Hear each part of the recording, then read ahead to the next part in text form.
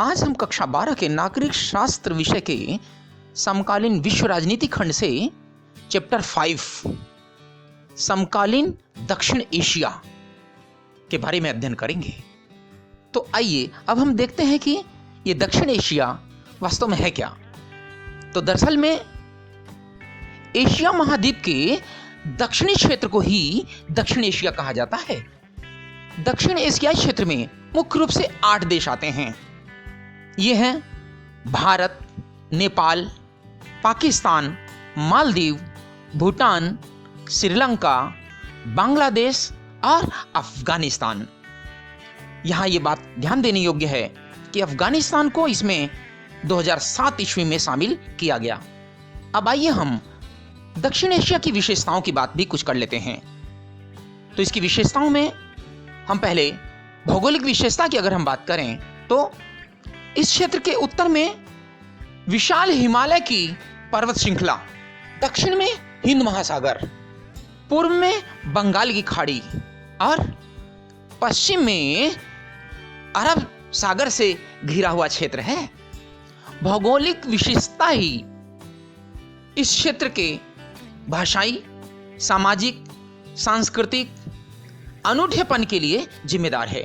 अब अगर राजनीतिक विशेषता की बात करें तो इस क्षेत्र के सभी देशों द्वारा लोकतंत्र का समर्थन किया जाता है। देशों की राजनीतिक प्रणाली स्थिर नहीं रही है। भारत और श्रीलंका आजादी के बाद से ही लोकतंत्र कायम रखने में सफल रहे हैं, जबकि पाकिस्तान और बांग्लादेश में लोकतंत्र और सैन्य दोनों प्रकार का शासन रहा है। नेपाल में 2006 तक संवैधानिक राजतंत्र और फिर लोकतंत्र आया।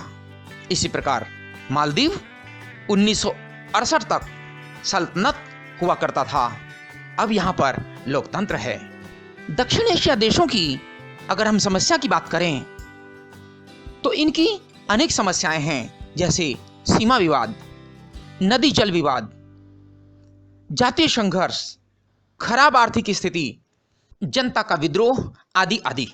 आइए दक्षिण एशिया के इन देशों के बारे में हम लोग कुछ विस्तार से जानने का प्रयास करते हैं।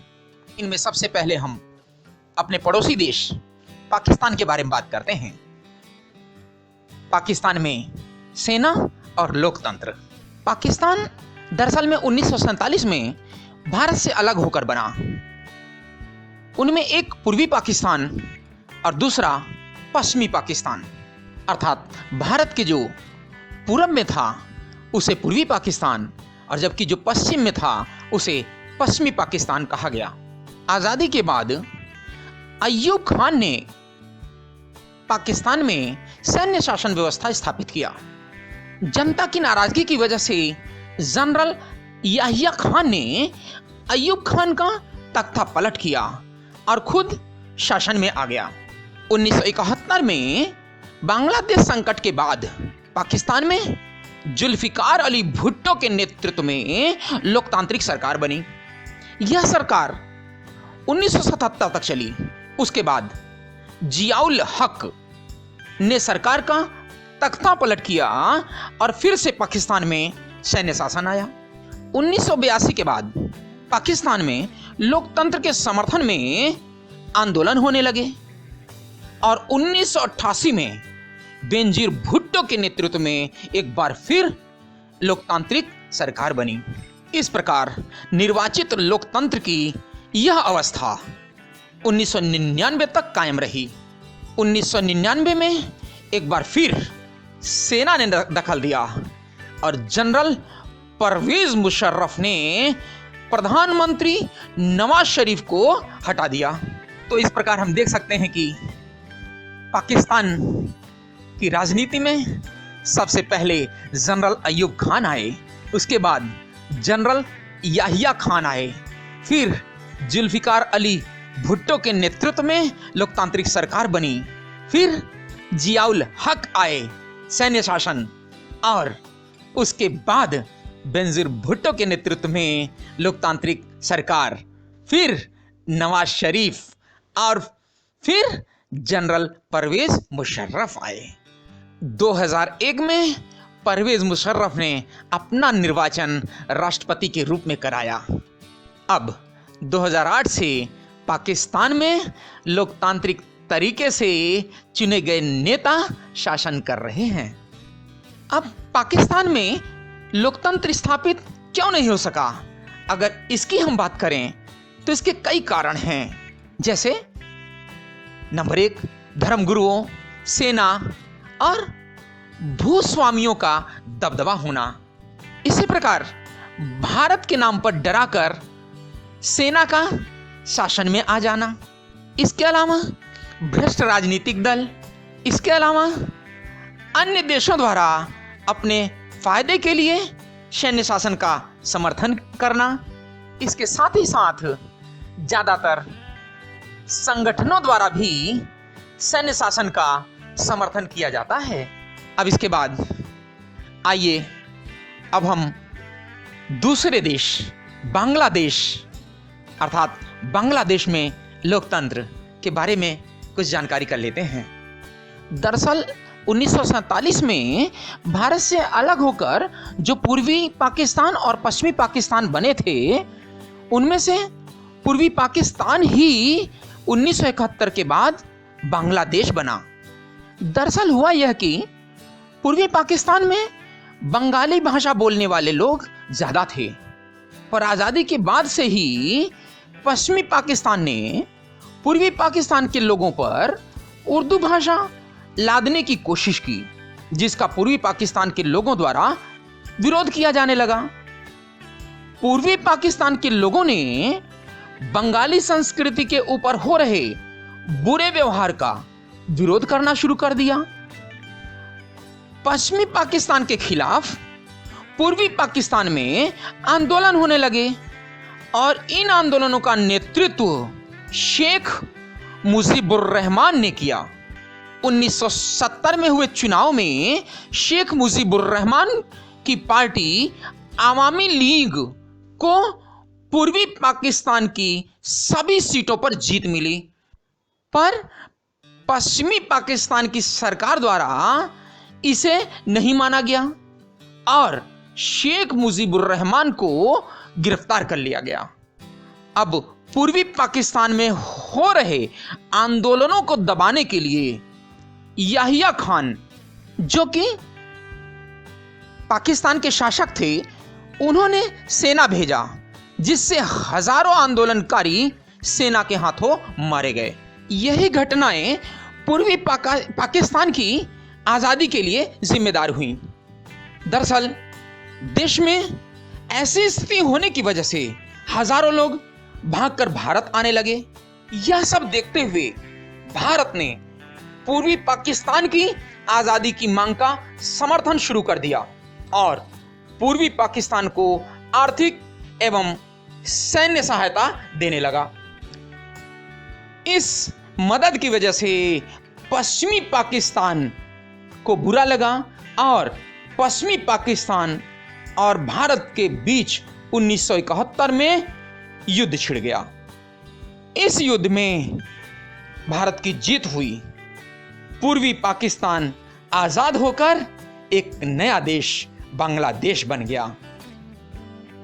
आजादी के बाद बांग्लादेश में एक धर्मनिरपेक्ष, लोकतांत्रिक और समाजवादी देश की घोषणा के साथ अपना संविधान बनाया गया। 1975 में शेख मुजीबुर रहमान ने संविधान में परिवर्तन किया और संसदीय प्रणाली की जगह अध्यक्षात्मक शासन प्रणाली को अपनाया। शेख मुजीबुर रहमान ने अपनी पार्टी आवामी लीग को छोड़कर अन्य सभी पार्टियों को खत्म कर दिया। इस वजह से देश में तनाव बढ़ा और सेना ने अगस्त 1975 में उनके खिलाफ बगावत कर दिया। शेख मुजीबुर रहमान सेना के हाथों मारे गए और बांग्लादेश में सैन्य शासन आ गया। इसके बाद जियाउर रहमान ने बांग्लादेश नेशनल पार्टी बनाई तथा 1979 में चुनाव में विजयी भी रहे। इन्होंने व्यवस्था को सामान्य करने की कोशिश की, पर इनकी भी हत्या कर दी गई। जियाउर रहमान के बाद फिर से HM इरशाद के नेतृत्व में सैन्य शासन आ गया, पर छात्रों द्वारा इस शासन का जोरदार विरोध किया गया और 1990 में सैन्य शासन खत्म हो गया।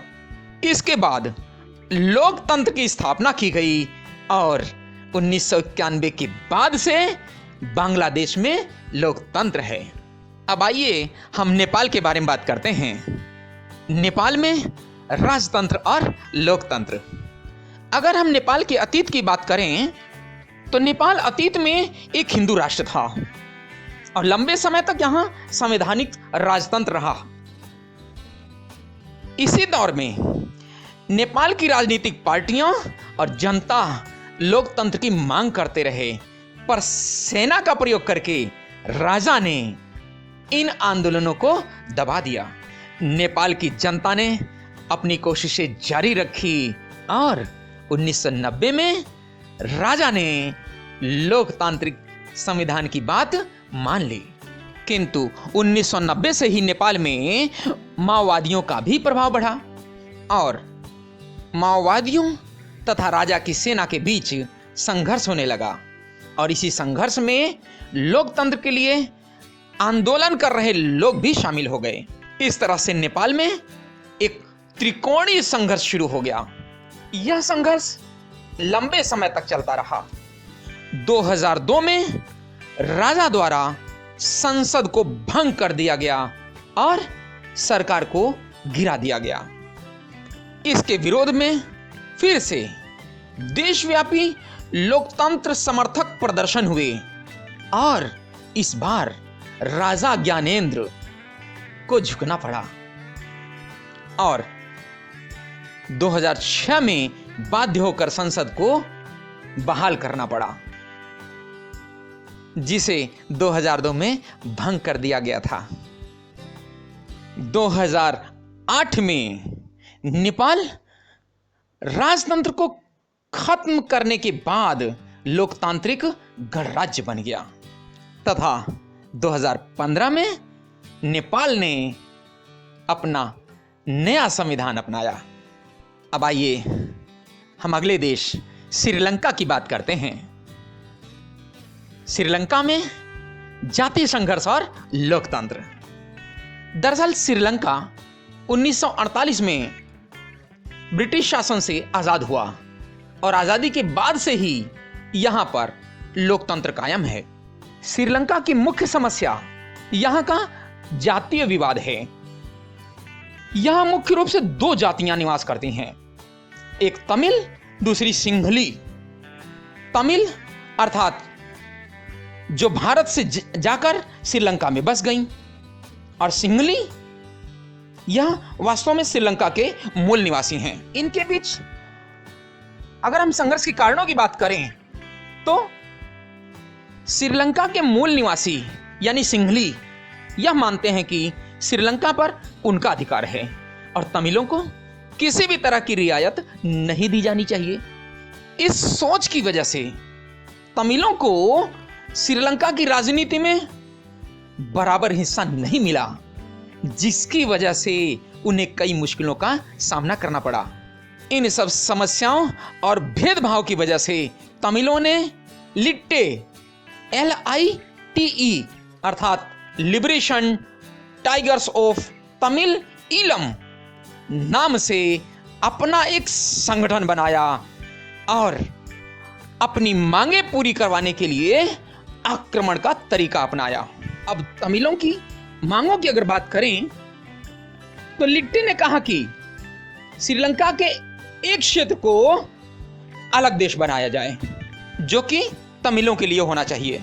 वर्तमान में यद्यपि लिट्टे का सफाया हो चुका है, किंतु तमिल समान अधिकारों की मांग के लिए लगातार प्रयास कर रहे हैं। इनकी समस्याओं के समाधान के लिए भारत को भी हस्तक्षेप करना पड़ा है। दरअसल भारत के तमिलों ने भारत सरकार पर दबाव बनाया और श्रीलंका में तमिलों की स्थिति सुधारने के लिए श्रीलंका सरकार से बात करने की अपील किया।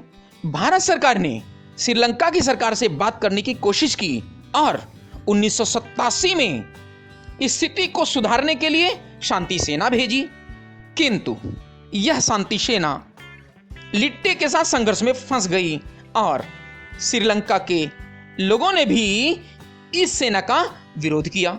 अतः 1989 में भारत ने अपनी शांति सेना को वापस बुला लिया और शांति स्थापित करने का लक्ष्य पूरा नहीं हो सका।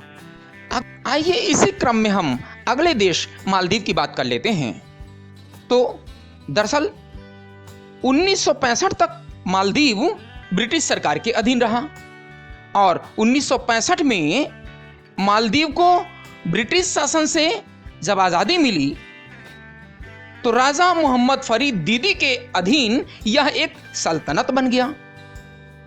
1968 में इस राजशाही को खत्म कर दिया गया तथा गणतंत्र की स्थापना की गई जो आज तक कायम है। मालदीव में मालदीवियन डेमोक्रेटिक पार्टी अर्थात MDP का देश के राजनीतिक मामलों में दबदबा है। MDP ने 2018 में हुए चुनाव में अपनी जीत हासिल किया है। अब इसी क्रम में हम एक और देश भूटान की बात कर लेते हैं। तो जहां तक भूटान की बात है तो यह 2008 में संवैधानिक राजतंत्र बना। भूटान ने अपना संविधान 2008 में लागू किया और तभी से भूटान में संवैधानिक राजतंत्र की व्यवस्था है। इस प्रकार आज हम लोगों ने समकालीन दक्षिण एशिया तथा दक्षिण एशिया के विभिन्न देशों की राजनीतिक स्थिति के बारे में आज जाना। मैं उम्मीद करता हूं कि आप लोगों को यह अच्छे से समझ में आ गया होगा। धन्यवाद।